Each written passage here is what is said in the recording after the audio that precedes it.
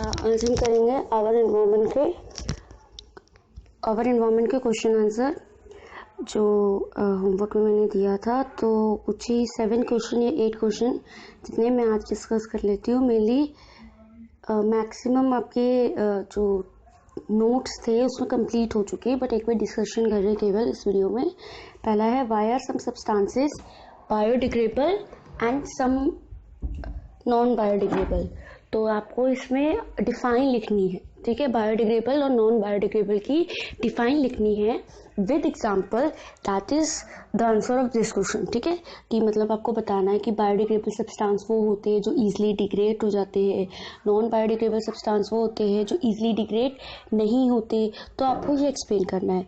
Second है give any 2 ways in which biodegradable substance will affect the environment. तो आप 2 वे में पहला लिखोगे कि जो बायोडिग्रेडेबल सब्सटेंसेस है जैसे tree leaves, plant part, kitchen waste, या उसे हम यूज करते हैं फॉर मेकिंग कंपोस्टिंग, ठीक है, और वो आपकी सॉइल की फर्टिलिटी बढ़ाता है। दूसरा आप लिख सकते हो कि जब भी कोई भी बायोडिग्रेडेबल सब्सटेंस होगा वो कार्बन जरूर देगा, तो दोबारा से इन्वायरमेंट में कार्बन दे रहा है, ठीक है। सेकेंड है give any 2 ways in which non biodegradable substance would affect the environment, ठीक है। तो इसमें आपको लिखना है कि कैसे नॉन बायोडिग्रेडेबल सब्सटेंस आपके इन्वायरमेंट पे इफेक्ट कर रहा है। तो पहला वही कि कंटामिनेट करेगा आपको सॉइल को और वाटर रिसोर्सेज को, ठीक है, क्योंकि इजीली माइक्रो ऑर्गेनिज्म डिकम्पोज नहीं कर पा रहे तो वो आपके इन्वायरमेंट को गंदा कर रहा है।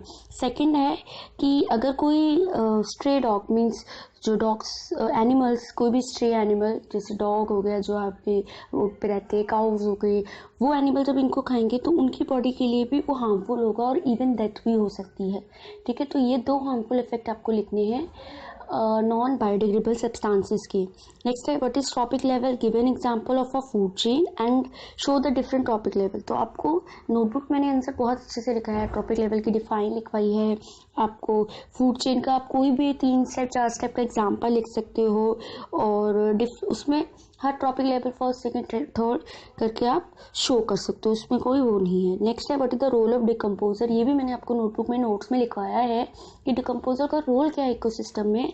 वो आपके जो भी बायोडिग्रेडेबल सब्सटेंसेस है, that means dead and decaying animals है, उन्हें डिकम्पोज करते हैं, ठीक है, जिससे आपका एनवायरनमेंट क्लीन रहता है और वापस से जो आपका इनऑर्गेनिक रॉ मटेरियल है वो वापस से आपके एक तो सॉइल वगैरह में न्यूट्रिएंट वगैरह दोबारा मिक्स करते हैं और आपको इन्वायरमेंट को क्लीन करने का काम कर रहे हैं। तो ये हो गया रोल ऑफ डिकम्पोजर। नेक्स्ट है what is ozone and how does it affect an ecosystem. तो आप पहले इसमें क्या करोगे, ओजोन की डेफिनेशन लिखोगे, फिर उसके जो रिएक्शन मैंने आपको लिखवाई है ऑक्सीजन की कैसे O3 बनता है वो लिखोगे। उसके बाद कैसे इफेक्ट करता है आप इकोसिस्टम के, तो आप उसमें 3 पॉइंट लिखोगे जो मैंने आपको लिखवाया था। एक तो आप लिखोगे कि जैसे कैटरैक्ट होना, इम्यून सिस्टम वीक होना और फ्लोरा एंड फोना, ठीक है, वो आपके सबसे ज़्यादा इफेक्टेड होंगे। साथ ही साथ आप इसमें नहीं लिखा बट आप इसमें ये लिख सकते हो कि जो आपके प्लांट्स है वो अगर ख़त्म होंगे तो क्या होता है, धीरे धीरे CO2 की कंसंट्रेशन एटमॉस्फेयर में बढ़ती जाएगी। अगर CO2 बढ़ेगा तो आपकी ग्लोबल वार्मिंग भी बढ़ेगी। तो आपको एक ग्लोबल वार्मिंग का भी पॉइंट लिखना है कि by the depletion of ozone layer global warming will increase. आप केवल वो 4 पॉइंट लिख सकते हो जो मैंने आपको नोटबुक पे लिखवाया है, ठीक है। नेक्स्ट है how can you help in reducing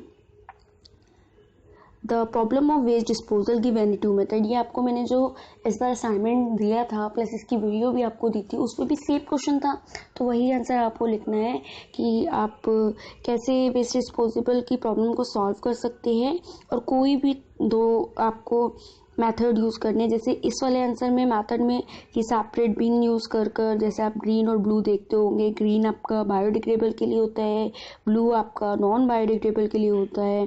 दूसरा आप प्लास्टिक के यूज़ को कम करके, अगर आपको ये याद नहीं रहता तो नोटबुक वाले रीयूज, रीसाइकल, कंपोस्टिंग, ये भी आप पॉइंट्स लिख सकते हो, ठीक है। ये 2 आपको इजी लगे तो आप ये लर्न कर लो, लेकिन वो आपको पॉइंट्स याद रखने हैं क्योंकि आपसे स्टेप भी पूछ सकता है वो, कोई हमें नहीं आइडिया कि पेपर में कैसा क्वेश्चन आएगा। नेक्स्ट है which of the following group contain only biodegradable item. तो आपको एग्जाम्पल करना है। तो पहला है ग्रास, फ्लावर, लेदर। तो grass and flower is biodegradable but leather is not. Second, grass, would and plastic. Plastic is a biodegradable, is not a biodegradable, it is a non biodegradable. Third, fruit peel, cake and lime juice, yes it is a biodegradable. Cake, would, grass, it is also. उसके बाद हम आगे question पढ़ते हैं।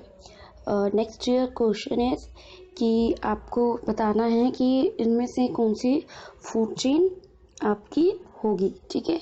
तो जैसे grass, wheat and mango, ये food chain नहीं होगी क्योंकि तीनों ही आपका प्रोड्यूसर है, ठीक है, इधर कोई कंज्यूमर नहीं है।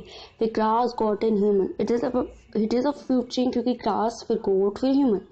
फिर नेक्स्ट है गॉट, काउ एंड एलिफेंट, ये भी आपकी ही नहीं होगी फूड चेन क्योंकि सारे आपके प्राइमरी कंज्यूमर हैं।